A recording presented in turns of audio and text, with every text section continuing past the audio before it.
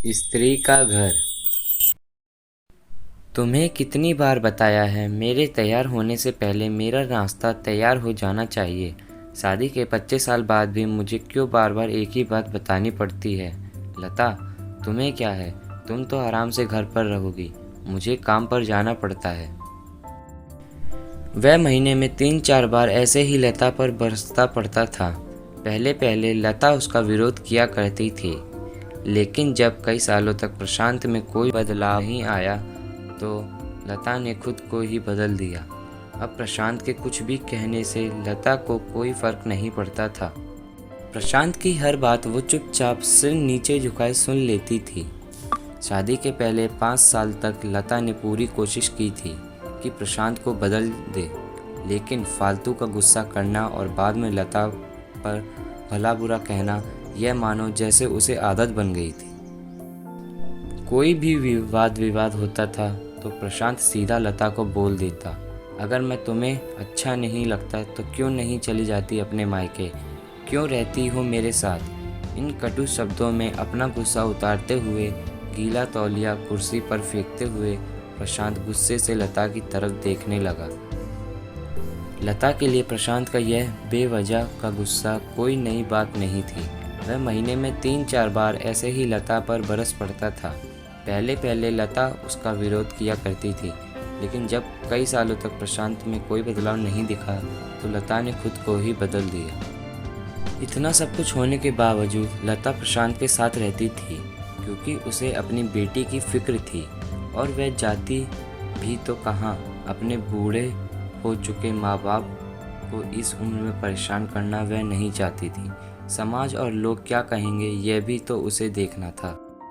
वह इतनी पढ़ी लिखी भी तो नहीं थी कि खुद जाकर कोई नौकरी कर सके और अपना और अपनी बेटी का पालन पोषण कर सके।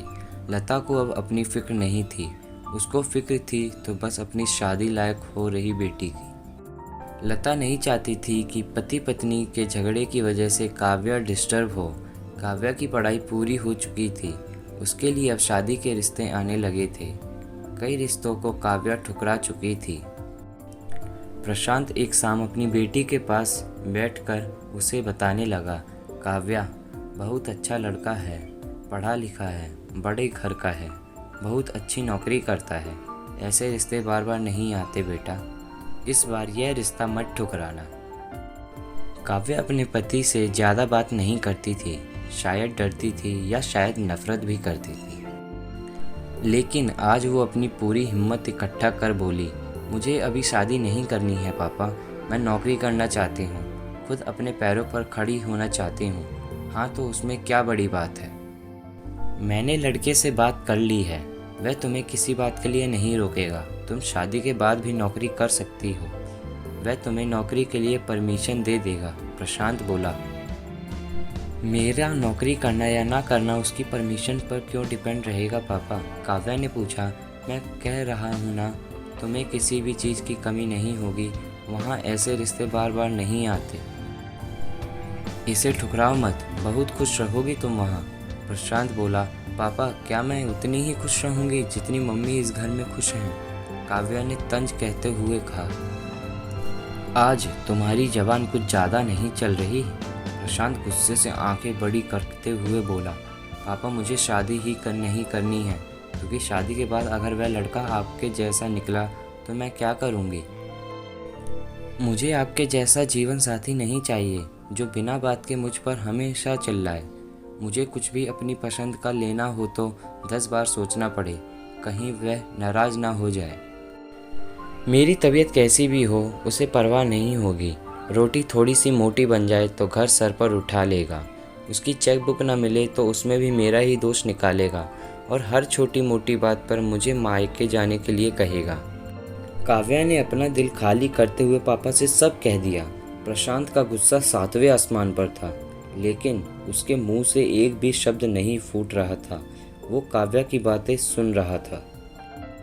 काव्या उतना ही बोलकर चुप नहीं रही। आज पहली बार वह अपने पापा के सामने इतना कुछ बोल रही थी।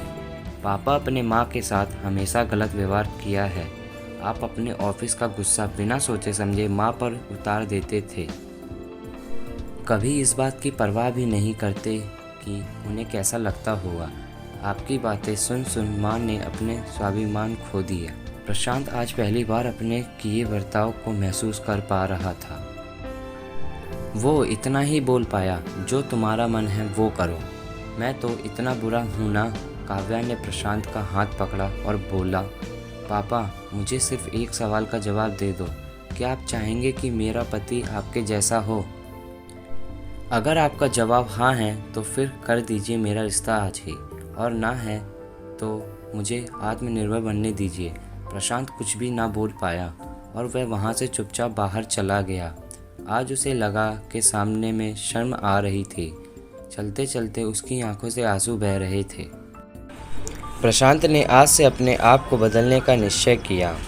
अगले दिन से लता ने अपने पति में काफ़ी बदलाव देखा।